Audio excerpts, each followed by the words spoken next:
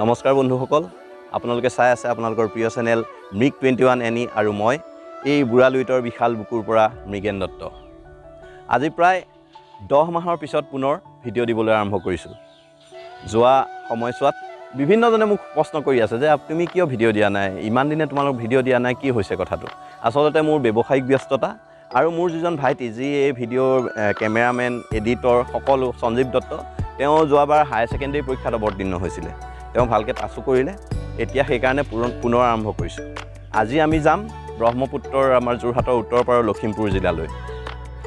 আহকচোন ভিডিঅ'টো আৰম্ভ কৰোঁ। ইতিমধ্যে আমাৰ ফেৰী MV ৰাণী গাইডেনলু নিমাতীৰ পৰা মাজুলীৰ দিশে যাত্ৰা আৰম্ভ কৰিছে।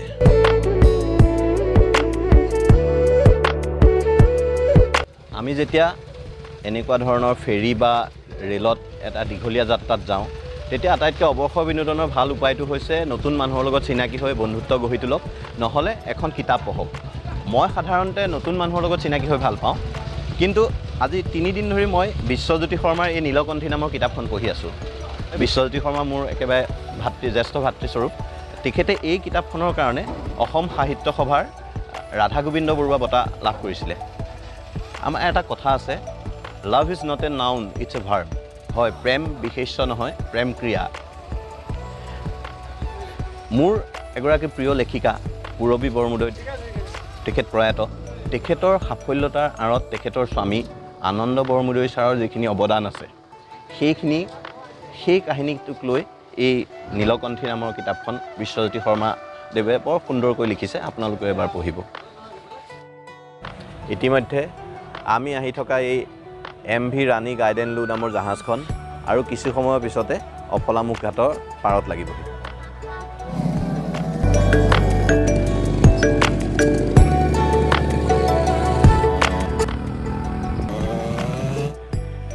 বিগত কিছু বছৰত মাজুলীৰ আন্তঃগাঁথনি বিশেষকৈ যাতায়াত আৰু যোগাযোগৰ ক্ষেত্ৰত ব্যাপক উন্নতি হৈছে।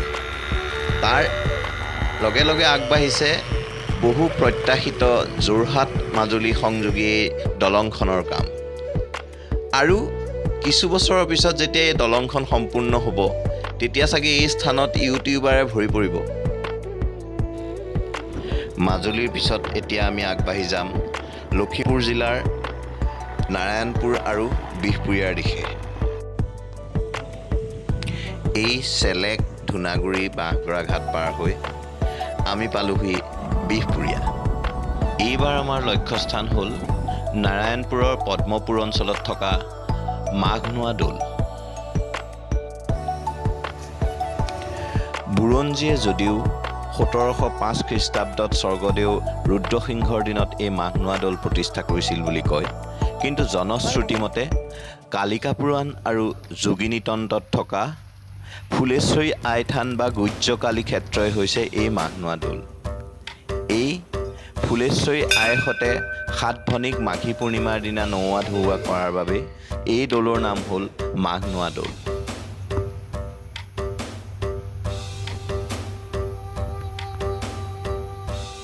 এই মাঘনোৱা দৌল আহোম ৰাজত্বকালতে প্ৰতিষ্ঠিত, কিন্তু ইয়াৰ ভিতৰত সোমাই আমাৰ লাগিলে ইয়াত যেন এতিয়াও পৰিকল্পিতভাৱে ইয়াৰ সংৰক্ষণৰ ব্যৱস্থা কৰা নাই।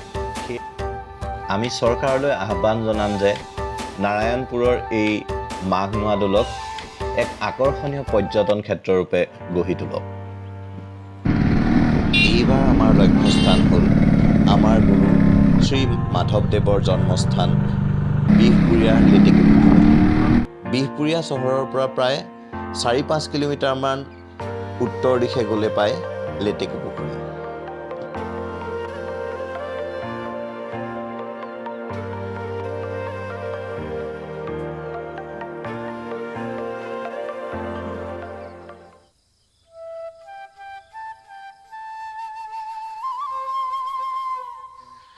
এয়াই হৈছে ঐতিহাসিক লেটেকুপুখুৰী।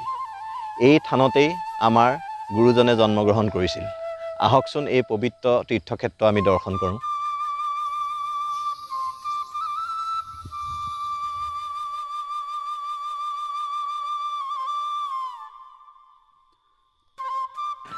আহকচোন গুৰুজনৰ জন্মস্থান এই লেটেকুপুখুৰী থানৰ ইতিবৃত্ত সম্পৰ্কে কথা পাতোঁ। এই থানৰে বহাৰ আতৈ শ্ৰী বলোৰাম বৰগায়নদেৱৰ পৰা। নমস্কাৰ। নমস্কাৰ। কওকচোন ইতিবৃত্ত সম্পৰ্কে। এই মহাপুৰুষ জন্মস্থানভাগ 1951 চনত হাবিজন ঘৰৰ পৰা উদ্ধাৰ হৈছিলে আৰু সেই সময়ত শ্ৰী শংকৰ গুৰুজনৰ জন্মস্থানভাগ উদ্ধাৰ হ'ল। মহাপুৰুষৰ জন্মস্থানভাগ এই লেটেকুপুখুৰী পাৰতে তেওঁৰ জন্ম হৈছিলে, এই চৰিত্ৰ পুথিত উল্লেখ আছে। আৰু গতিকে মহাপুৰুষৰ জন্ম ভেটিভাগ উদ্ধাৰ হোৱা নাছিলে। পিছৰ পৰ্যায়ত সেই মহাপুৰুষৰ জন্মৰ ভেটিভাগ এজোপা বামুণী বটগছে আবৃত্ত কৰি আছিলে আৰু এজন গৃহস্থী ভকতৰ সপোনত চেতাত তেখেতে আহি লোকসকলক জনোৱাত আমাৰ উত্তৰ কৰ্ণৰী সত্ৰ সত্ৰাধিকাৰ প্ৰভু প্ৰয়াত কমলাকান্ত দেৱ গোস্বামী আমাৰ উত্তৰ কৰ্ণৰী সত্ৰখন মানে ব্ৰহ্মপুত্ৰ গৰাখহনীয়াত জাহ যোৱা উপক্ৰমত সত্ৰৰ স্থানান্তৰিত কৰিবৰ কাৰণে উত্তৰ পাৰত প্ৰয়াত কমলাকান্ত দেৱ গোস্বামীয়ে ভূপু চাৰিআলি সমীপৰ টিপলিং ষ্টেচনৰ ওচৰতে এটুকুৰা ভূমি বিচাৰি লৈ পেলাই আছিলে, অস্থায়ী হিচাপে পাম হিচাপে। আৰু তেতিয়াতে এই জন্মস্থানভাগৰ যেতিয়া আৰম্ভণি, যেতিয়া ভেটিভাগৰ কথা ওলোৱা তেতিয়া আমাৰ অধিকাৰ প্ৰভুক ইয়াৰে স্থানীয় চিকৌ ফান্দি বুলি এজনৰ তেখেতৰ হাতী আছিলে। সেই হাতী অধিকাৰ ওচৰলৈ পঠিয়াই অধিকাৰ প্ৰভু হাতী পিঠিত উঠাই আনি এই ইয়াতো অটব্য অৰণ্য, ইয়াতো হিংস্ৰ জন্তুৱে বসবাস কৰে আৰু স্থানীয় ইয়াৰ গাঁও সমীপও বৰ সেৰেঙা আছিলে। তেতিয়া এই হাবি জংঘলৰ মাজত সকলো লোকসকল আহি সোমাই সেই বামুণী বটগছ যেতিয়া বিচাৰি গৈ পালেগৈ, তেতিয়া ইয়াৰ সান্নিধ্য ব্যক্তিসকলে তেখেতসকলে দুগচি বন্তি প্ৰজ্বলিত কৰিবৰ কাৰণে সিদ্ধান্ত কৰি দুগচি বন্তি প্ৰজ্বলিত কৰিছিল প্ৰয়াত কমলাকান্ত দেৱ গোস্বামী প্ৰভুৱে।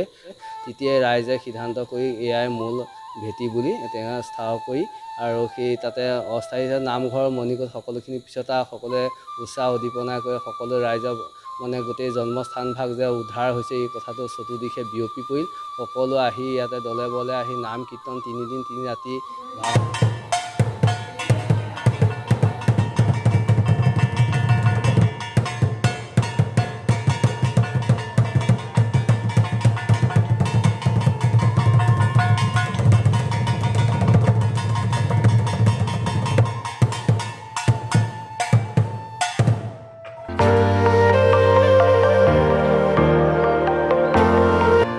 গুৰুজনাৰ এই জন্মস্থানভাগী দৰ্শনৰ পাছত আজি আমাৰ ভিডিঅ' ইমানতে সামৰণি মাৰিলোঁ।